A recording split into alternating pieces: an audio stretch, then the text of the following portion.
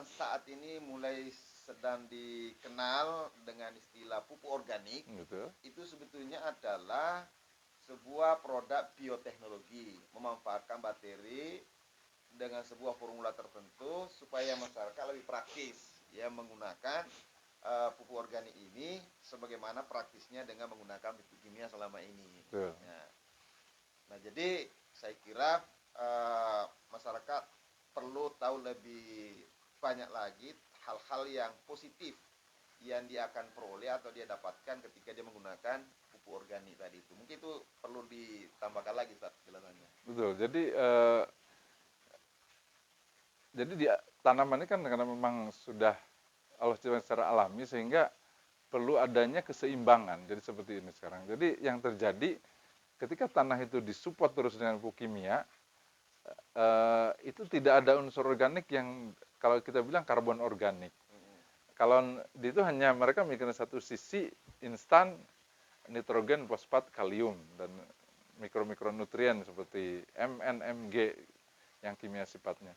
Tapi sisi lain, tanah untuk bisa menyerap nutrisi kimia ini itu sebetulnya butuh namanya karbon organik dan ini hanya bisa disediakan dari pupuk organik dari kompos, terutama banyak di kotoran ternak. Jadi sebetulnya sistem integrasi simbiotik mutualisme ini sudah Allah ciptakan.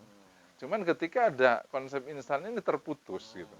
Mungkin memang kita juga tidak bisa memungkiri karena dengan padatnya penduduk sehingga kalau dulu mungkin kita dituntut misalnya produksi peternakan ayam 4 atau nanam apa mungkin 6 bulan padi zaman dulu 6 bulan karena penduduk tidak terlalu banyak kita enjoy saja. Tapi ketika penduduk sudah mulai membludak ini butuh terobosan-terobosan yang bisa panen lebih cepat karena tuntutan kebutuhan. Nah, disinilah terjadi inovasi-inovasi yang cuman mungkin yang kurang diperhatikan efek dari inovasi inilah yang tidak menciptakan keseimbangan.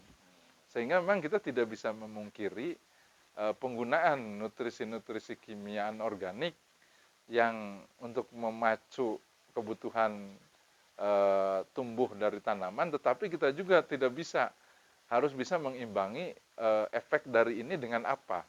Dan insya Allah Allah sudah menciptakan makhluk mikro juga yang berupa kita kenal bioteknologi saat ini. Itu ada namanya kita gunakan cyanobacter. Itu ada bakteri yang hidup di singkong racun. Jadi bukan ciptaan manusia, itu Allah menciptakan. Kenapa di situ? Karena dia tujuannya mencari makanan beracun-racun cyanida untuk jadi nutrisi.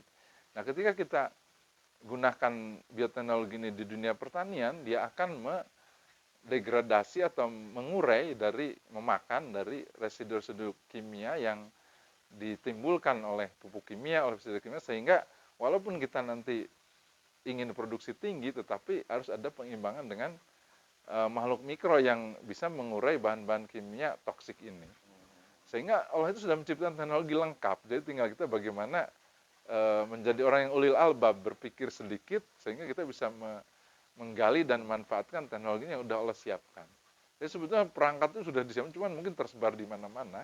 Nah, kita tinggal para yang berpikir ini, yang sedikit berpikir manusia ini bisa mengeksploitasi itu dari alam gitu.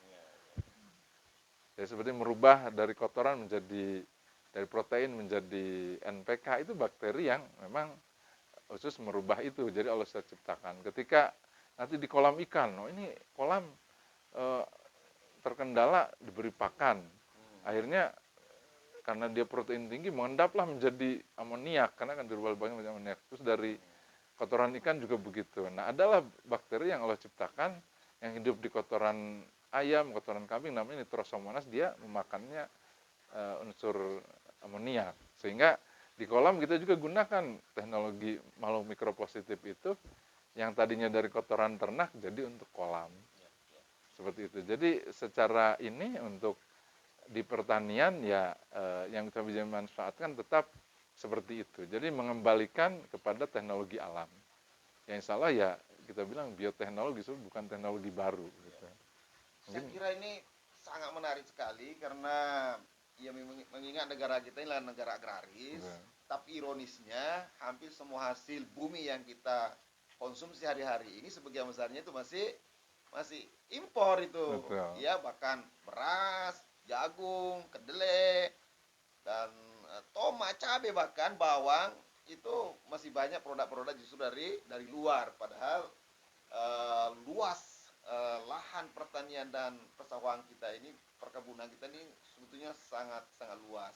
Nah, mungkin salah satu yang menjadikan kita ini tidak bisa menghasilkan hasil bumi untuk mencukupi kebutuhan kita, apalagi untuk buat ekspor, ya mungkin karena hasilnya ya masih sangat minim. Jadi area ini sangat luas tapi tidak dikelola secara intensifikasi dengan diantaranya mungkin dengan tadi, sehingga hasilnya tidak maksimal. Nah, saya kira pembahasan ini menjadi sangat menarik untuk kita gali lebih jauh lagi, bahwa ini adalah mungkin bisa menjadi salah satu solusi dengan mengembalikan keseimbangan kesuburan tanah ini melalui hukum alam dari makhluk yang Allah ciptakan yang disebut tadi dengan mikroorganisme itu, sehingga bukan hanya hasil yang maksimal, tapi sekaligus kita mengembalikan kondisi tanah ini menjadi lebih baik, menjadi lebih subur, dan juga akan pasti menjadi lebih sehat. Ustaz, ngomong-ngomong tentang pupuk organik, apakah di pasaran atau di masyarakat sudah ada produk-produk yang seperti ini yang bisa digunakan oleh masyarakat?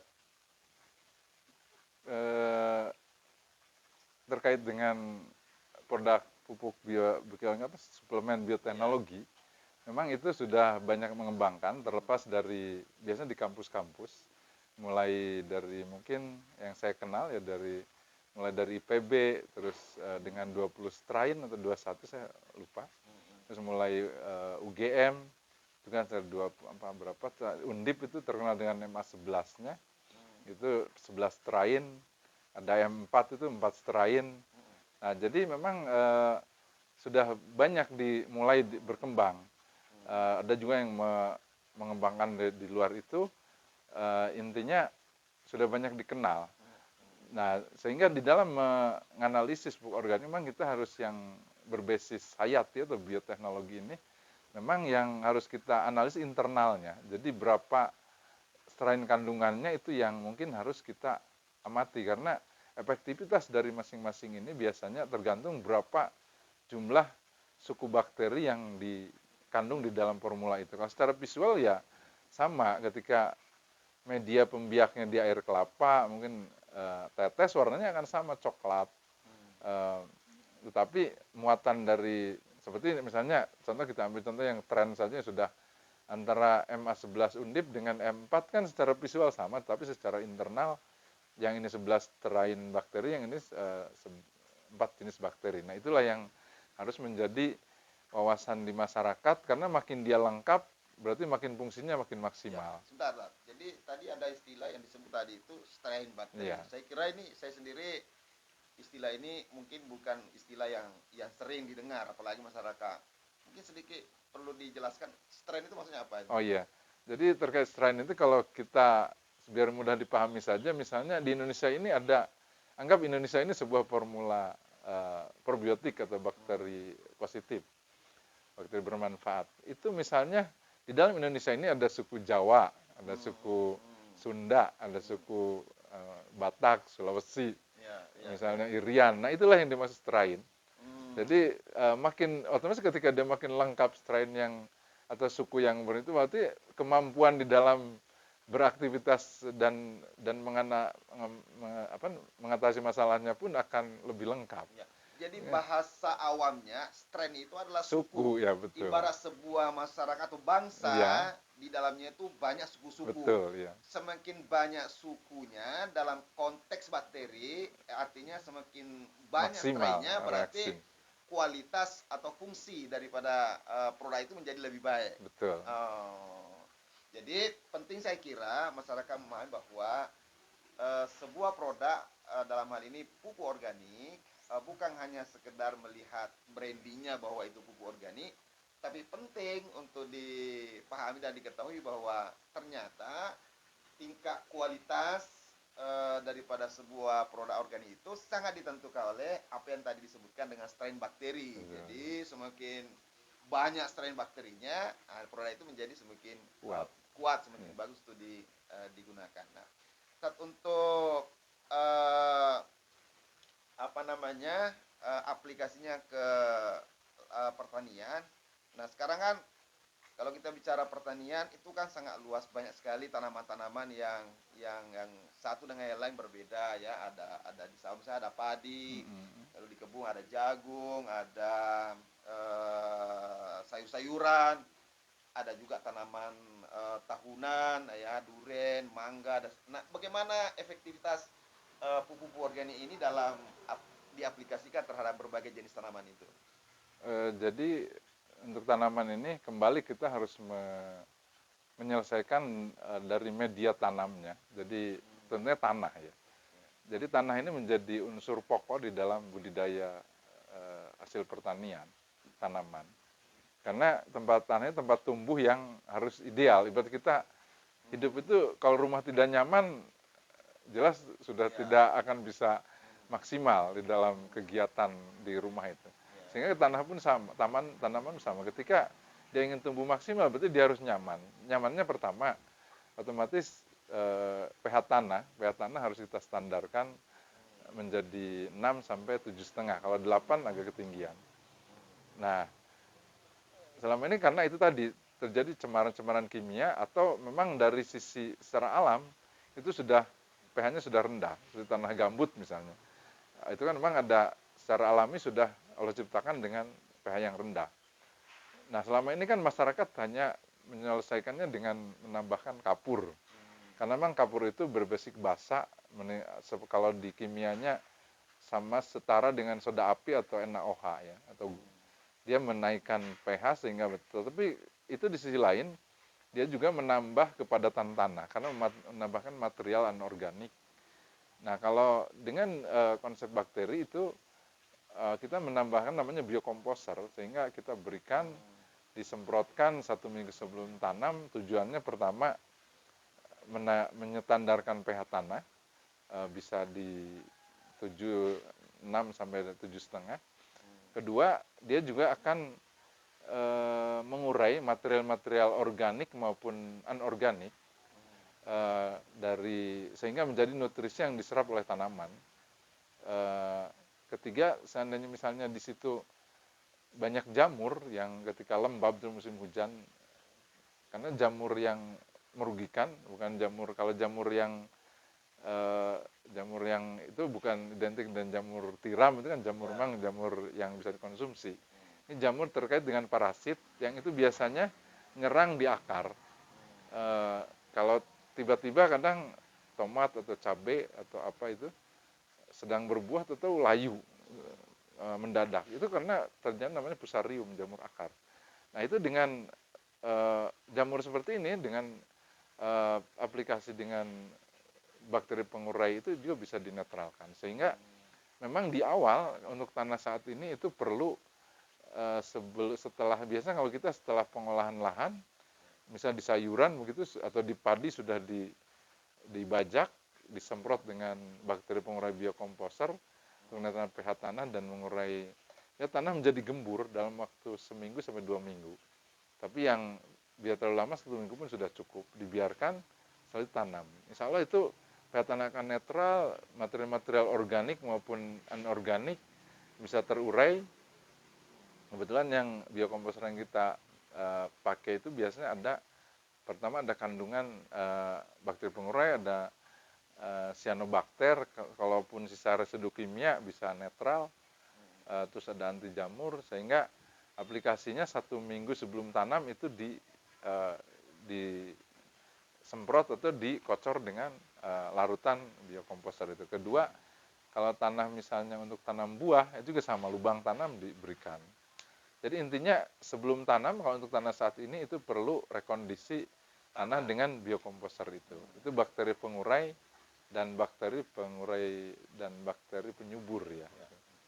Jadi seperti itu. Dan setelah itu kita bisa supply bakteri terus untuk selama kalau tanaman buah tiap bulan, atau tanaman sayur dan padi bisa tiap minggu atau 2 minggu sekali untuk mensupport pertumbuhan sehingga lebih maksimal dalam menyerap nutrisi, karena bakteri juga itu Yang positif bisa merubah. Jadi selama ini yang diserap oleh tanaman itu memang nitrogen, fosfat, kalium, dan mikronutrien seperti Mn, Mg, Fe, yang lain-lain mikronutriennya. Cuman itu masih berbentuk original. Jadi yang diserap oleh sel tanaman itu sebetulnya berbentuk asam amino. Jadi nutrisi berbasis asam amino. Nah, di sini bakteri lah yang bisa merubah unsur-unsur makro dan mikronutrien itu menjadi asam amino, sehingga ketika dengan aplikasi bakteri positif ini tanaman bisa menyerap unsur nutrisi itu hampir 100%, 90%. Sehingga pertumbuhan akan lebih cepat, lebih besar. Di padi misalnya kita bisa panen, bisa berbuah maju 15 hari. Di pembibitan bisa padi 24 hari, kita hanya 17 hari, karena itu tadi nutrisi yang diberikan itu maksimal. Contoh tadi ada teman kesini tanam bawang merah di Nganjuk 5 hektar, uji coba awal, pupuk kimia bisa dipangkas sampai 80%. Karena selama ini yang dilakukan petani itu over sebetulnya, karena belum berbasis amino, dia berbasis original. Sementara itu sudah alaminya makhluk hidup, baik manusia pun menyerap berbasis asam amino. Jadi istilahnya kalau di kita manusia, kita yang dibutuhkan protein dan karbohidrat. Ketika itu asli, itu belum bisa diserap. Ketika masuk ke dalam pencernaan, itu ada bakteri yang mengurai menjadi asam amino, baru sel itu menyerap protein berbasis asam amino. Nah, makanya ketika makanan itu di aplikasi bioteknologi, itu sudah berbentuk asam amino di depan. Sehingga terserap hampir 100%. Makanya kita oleh Nabi kan diperintahkan, disunahkan makan itu makanan dengan jari. Karena di sini ada bakteri yang merubah asam amino di awal. Jadi bukan tidak ada tujuannya sunnah. Jadi bioteknologi sebetulnya konsepnya. Contoh madu, ketika masuk nektar ke dalam perut lebah, di sana ada bakteri yang sehingga madu itu sudah berbasis asam amino. Sehingga untuk segala kendala penyakit dia menyehatkan. Karena bioteknologi di dalam madu itu sebetulnya.